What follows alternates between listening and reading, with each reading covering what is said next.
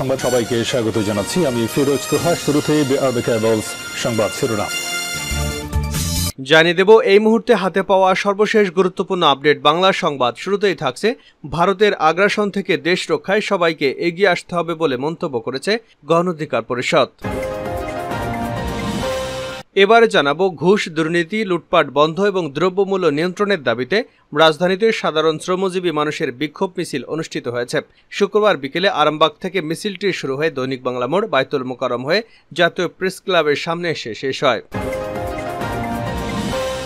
জানাবো 2024-25 অর্থবছরের প্রস্তাবিত বাজেটের প্রতিক্রিয়া জানিয়েছেন বিএনপির স্থায়ী কমিটির সদস্য আমির খসরু মাহমুদ চৌধুরী। তিনি বলেছেন, বাজেট তো বাংলাদেশের গুটি কয়েক অলিগার্কদের জন্য, এদের ব্যবসা বাণিজ্যের সুবিধার জন্য, বাংলাদেশের মানুষের জন্য বাজেট হওয়ার কোনো সুযোগ নেই। এখানে বাংলাদেশের সর্বস্তরের মানুষের পকেট থেকে অলিগার্করা চুরি করবে এবং তারা শুধু বিজনেস পলিসি চালাচ্ছে না, পুরো দেশ চালাচ্ছে। এদিকে কুমিল্লার নাঙ্গলকোটে চলমান অস্থায়ী কুরবানির পশুর হাট নিয়ে দু গ্রুপের মধ্যে সংঘর্ষের ঘটনা ঘটেছে। শুক্রবার উপজেলার বঙ্গবড্ডা ইউপির বঙ্গবড্ডা বাজার এলাকায় কাদবা গ্রামে এ সংঘর্ষের ঘটনা ঘটে। জানিয়ে দেব মুক্তিযুদ্ধের ইতিহাস বিকৃতকারীদের হাত থেকে দেশকে রক্ষা করতে হবে। আওয়ামী লীগের যুগ্ম সাধারণ সম্পাদক আফমা বাহাউদ্দিন নাসিম বলেন, আমরা শেখ হাসিনার নেতৃত্বে অসাম্প্রদায়িক এবং মুক্তিযুদ্ধের চেতনার বাংলাদেশ গড়ব। যারা মুক্তিযুদ্ধের ইতিহাস বিকৃত করে তাদের হাত থেকে দেশকে আমাদের রক্ষা করতে হবে। এবং সর্বশেষ জানাবো আন্তর্জাতিক সংবাদ। এবার ডেনমার্কের প্রধানমন্ত্রীর উপর হামলা। স্লোভাকিয়ায় প্রধানমন্ত্রীর পর এবার প্রকাশ্যে হামলার শিকার হলেন ডেনমার্কের প্রধানমন্ত্রী মিতে ফ্রেডেরিকসেনে। এই হামলার ঘটনায় একজনকে গ্রেপ্তার করেছে পুলিশ। এতক্ষণ শিরোনাম শুনছিলেন, এবার বিস্তারিত। প্রিয় দর্শক, আপনি যদি এই চ্যানেলে নতুন হয়ে থাকেন, ভিডিওটি দেখতে দেখতে চ্যানেলটি সাবস্ক্রাইব করে আমাদের সঙ্গেই থাকুন। আর এই ভিডিও সম্পর্কে আপনি আপনার মূল্যবান মতামতটি কমেন্ট বক্সে জানিয়ে দিন। আর হ্যাঁ প্রিয় দর্শক, জানিয়ে দিন ভিডিওটি কোথা থেকে দেখছেন। ভারতের আগ্রাসন থেকে দেশ রক্ষায় সবাইকে এগিয়ে আসতে হবে গণ অধিকার পরিষদ। বাংলাদেশের প্রতিটি খাতে ভারতের আধিপত্য এবং আগ্রাসন চলছে বলে অভিযোগ করেছেন গণ অধিকার পরিষদের আহ্বায়ক কর্নেল মিয়া মশিউজ্জামান। তিনি বলেন, এখান থেকে দেশকে রক্ষা করতে না পারলে ভবিষ্যৎ অন্ধকার। দেশ রক্ষায় সব দলকে মাঠে নামতে হবে। বিএনপির একার পক্ষে এটা সম্ভব নয়, সবাইকে মিলে দেশ রক্ষা করতে হবে। শুক্রবার বিকেলে রাজধানীর পুরানা পল্টনের কালভার্ট রোডে গণ অধিকার পরিষদ আয়োজিত এক সমাবেশে মিয়া মশিউজ্জামান এসব কথা বলেন। তিনি বলেন, আজিজ আহমেদ এবং বেনজির আহমেদের দুর্নীতির স্বর্গরাজ্য ঢাকতেই আদালতের ঘাড়ে বন্দুক রেখে হঠাৎ করে কোটা প্রথা চালু করেছে সরকার। এতে ছাত্ররা বিক্ষুব্ধ হবে, ফলে আজিজ বেনজিরের পাহাড়সম দুর্নীতি ইস্যু চাপা পড়ে যাবে। একই সঙ্গে সরকারের গণবিরোধী বাজেট নিয়ে জনগণ সোচ্চার হতে পারবে না। সমাবেশে প্রধান বক্তার বক্তব্যে বিএনপি চেয়ারপারসনের উপদেষ্টা আব্দুল সালাম বলেন, দেশ আজ ভয়াবহ সংকটে, পুরো বাংলাদেশ আজ কাঁটাতারে বন্দী। সীমান্ত হত্যা বন্ধ করতে হলে ভারতকে সবার আগে দেশ থেকে হটাতে হবে। ভারতীয় আগ্রাসনের বিরুদ্ধে ঐক্যবদ্ধ লড়াই দরকার। এর জন্য প্রয়োজন বৃহত্তর জাতীয় ঐক্য।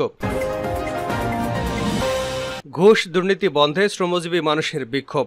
ঘুষ, দুর্নীতি ও লুটপাট বন্ধ এবং দ্রব্যমূল্য নিয়ন্ত্রণের দাবিতে রাজধানীতে সাধারণ শ্রমজীবী মানুষের বিক্ষোভ মিছিল অনুষ্ঠিত হয়েছে।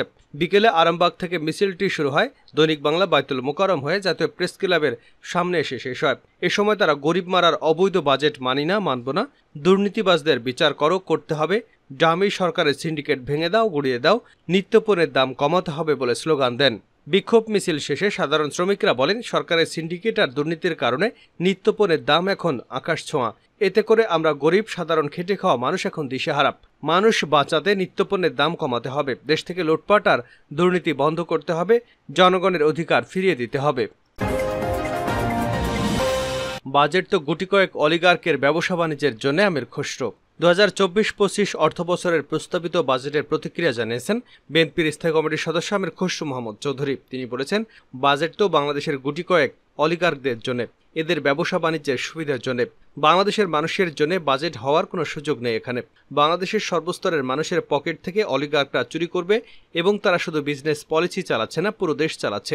শুক্রবার বিএনপির মিডিয়া সেলের সদস্য সাইরুল কবির খানের পাঠানো বিবৃতিতে এ প্রতিক্রিয়া জানান তিনি। আমির খসরু বলেন, বাজেট আর কি, এখানে একটা অনির্বাচিত সরকার যাদের কোনো ম্যান্ডেট নেই বাজেট দেবার, কারণ তারা তো নির্বাচিত সরকার নয়। এ ব্যাপারে কারো মনে কোনো সন্দেহ নেই। আর বাজেট দেয় কি দিয়ে? একটা দেশের রিসোর্সের উপর ভিত্তি করেই তো বাজেট দেওয়া হয়।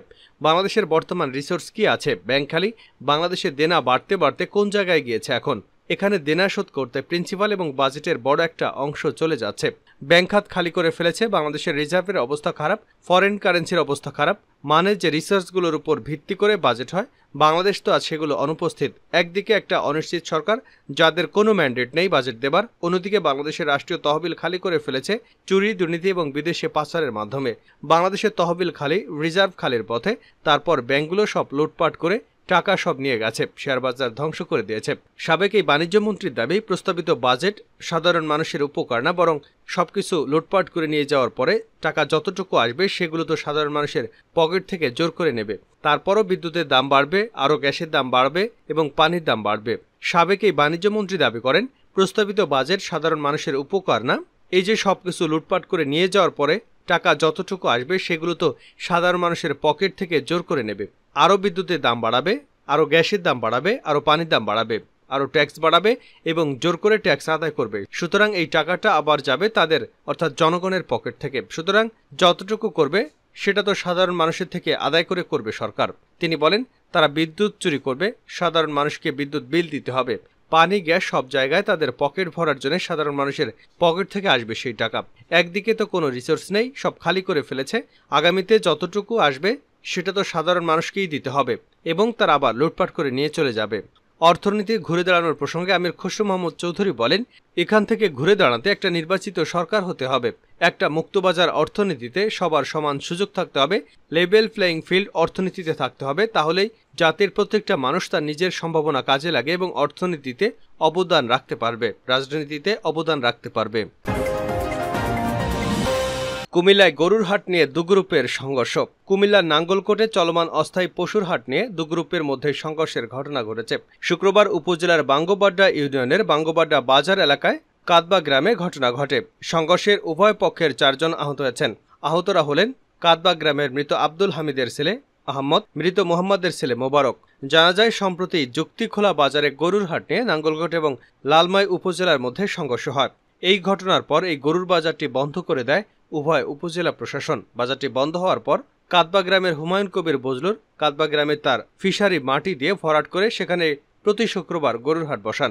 উপজেলা প্রশাসন অস্থায়ী কোরবানির পশুর হাটের ইজারা দেওয়ার জন্য টেন্ডার ছাড়লে সবুজ ইজারার জন্য আবেদন করেন এবং উপজেলা প্রশাসন থেকে সবুজকে বাজারটি ইজারা দেওয়া হয়। ইজারা পেয়ে বৃহস্পতিবার সকালে লোকজন নিয়ে পশুর হাটে বাস বসাতে গেলে বজলুর বাধা দেয়। ঘটনা মীমাংসার জন্য শুক্রবার বিকেলে উপজেলা সহকারী কমিশনার মেহেদী হাসান পশুর হাটে গিয়ে চেয়ারম্যান সাইফুল ইসলাম, সাবেক ইউপি চেয়ারম্যান শাহজাহান মজুমদারকে নিয়ে বসেন। এক পর্যায়ে সহকারী কমিশনারের সামনেই উভয় পক্ষের মধ্যে হাতাহাতি ও সংঘর্ষ শুরু হয়। এ বিষয়ে নাঙ্গলকোট থানার ওসি দেবাশিস চৌধুরী বলেন দুপক্ষের সংঘর্ষের খবর পেয়ে পুলিশ ঘটনাস্থলে যান, তবে এখনও কোনো পক্ষ থানায় অভিযোগ করেনি। উপজেলা নির্বাহী অফিসার সুরাইয়া আক্তার লাকি বলেন দুপক্ষের সংঘর্ষে কয়েকজন আহত হয়েছেন। ওই বাজারটি আপাতত বন্ধ করে দেওয়া হয়েছে।